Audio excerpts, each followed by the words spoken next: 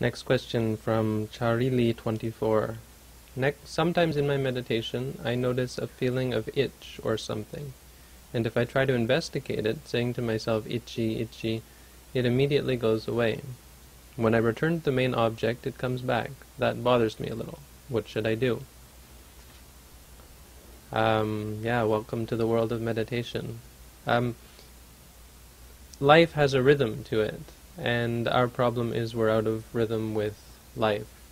Our inability to accept reality, that's what it means. It means we're not in tune, we don't jive, we don't harmonize with the way things are. We can't accept reality. We generally think that we have some kind of control over reality, and this is why we don't accept. We live our lives thinking that we're in control, and that the objects of the sense belong to us. And so we go about our lives trying to influence things. Now, there is a process of cause and effect by which the mind is able to, on a microscopic scale, change things. And so we get this idea that we're able to do that on a macroscopic level, that we're able to say, no more itching, or we're able to say, no more pain, or so on, or we're able to get the things that we want. But the reality of it is we're only able to move in a certain direction. We can build up to the point where there is no itching. You can develop yourself in a way that you're able to put off itching for some time. And on the microscopic level, you can see that when you say itching, it goes away for a second. But that's a microscopic. They call it a process one intervention in quantum physics. So one of the things I'm reading about.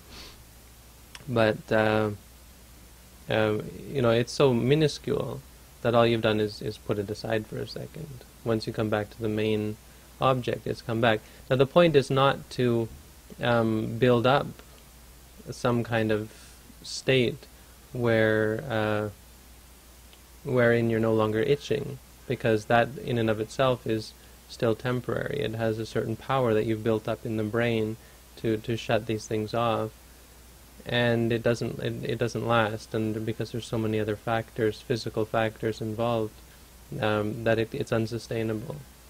The point is to stop living our lives in this way and stop trying to control things, and to get ourselves to the point where we're simply observing. The problem is not the itching, the problem is the bothering. That what you're seeing is the way things work. Reality is not under your control. What you're doing there is you're turning off the itching for a moment. You're altering the function of the brain so it doesn't experience the itch, and then turning that functioning off by going back to the rising and the falling. The itch comes back. You go back, the itch goes. You come back, the itch comes back. And that's reality. That's the way things work.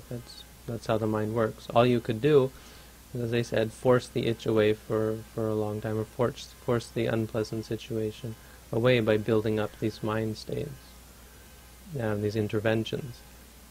That's not the way that's not an ultimate solution. The ultimate solution is to accept and to say, okay, now I'm itching, and if it goes, it goes. If it comes, it comes.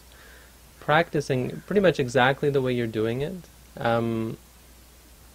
and changing the way you react to it, because what you're practicing correctly. When you practice this way, you start to see your anger, you start to see your frustration, your inability to accept the way reality works, or the way things are. As you see it again and again and again, and as you straighten out your mind, acknowledging as well, frustrated, angry, upset, you start to see that you're doing something that's creating suffering for yourself. You're reacting in a way that's unpleasant. Now, no one wants to create suffering for themselves, and this is very true even on an ultimate level of the brain, that our minds don't want to create suffering for ourselves. We do it because we don't see things clearly. Once you show yourself again and again and again, and prove to yourself that what you're doing is directly creating suffering for yourself. By getting angry, by getting upset, you won't get upset anymore.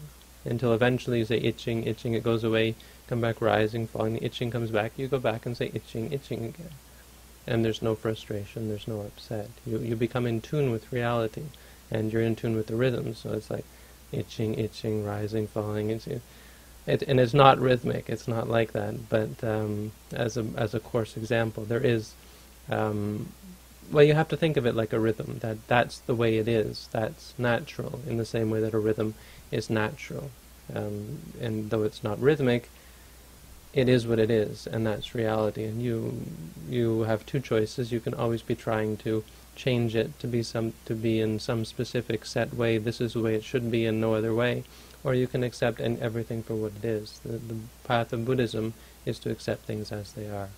So keep going. Your practice is fine.